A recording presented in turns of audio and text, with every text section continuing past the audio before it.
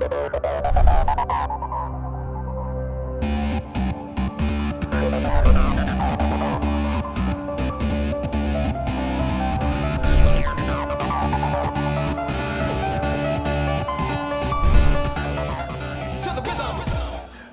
is determined to climb to the top of the ladder in smartphone arena.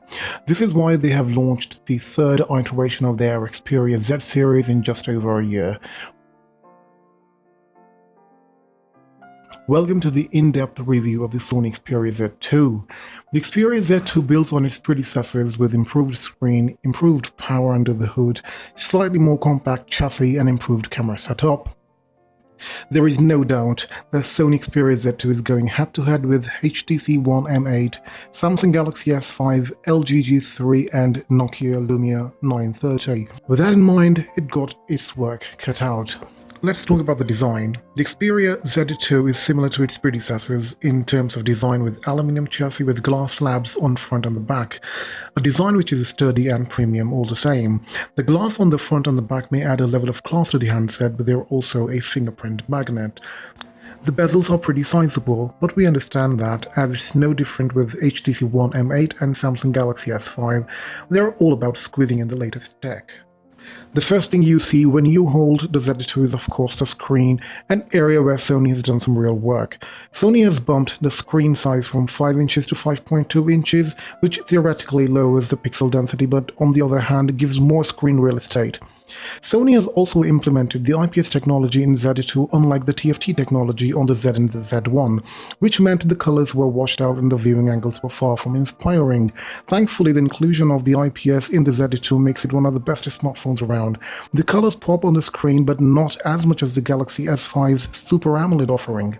The Z2 offers natural but vibrant colors, and the HD content is a joy to behold. What's the battery life on the Z2? One word: impressive. Is it a clear market leader in battery life? Well, perhaps not, but Xperia Z2 is on par with Galaxy S5 and HTC One M8 while comfortably leading the iPhone 5S. The Xperia Z2 has a 3200 mAh battery on board, which is bigger than the Samsung and HTC, although it doesn't provide better performance.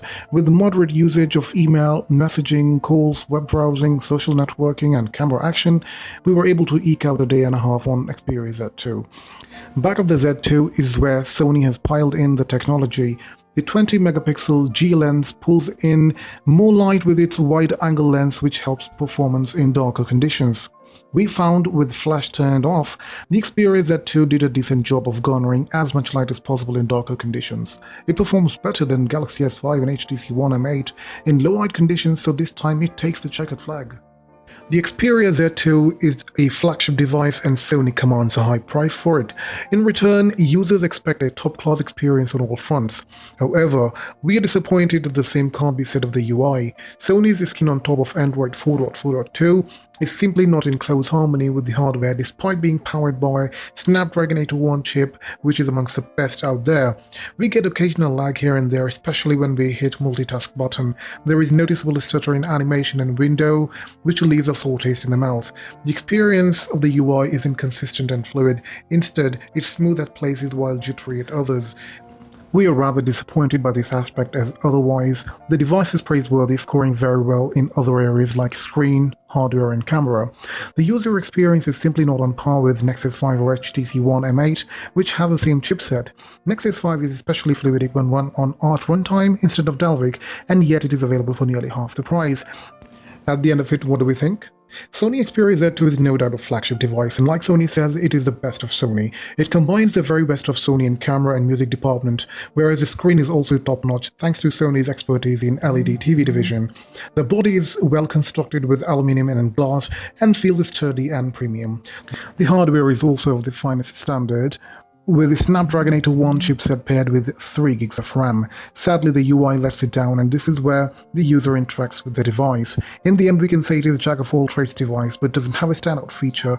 You'd be better off waiting for Z3, which has been launched and should be available in a couple of months' time. Thank you very much for watching our video, and we hope you liked it. If you did, please hit the like button, and to stay tuned with our upcoming videos, please subscribe to our channel. You are also welcome to follow us on our social networks via the links below. Peace.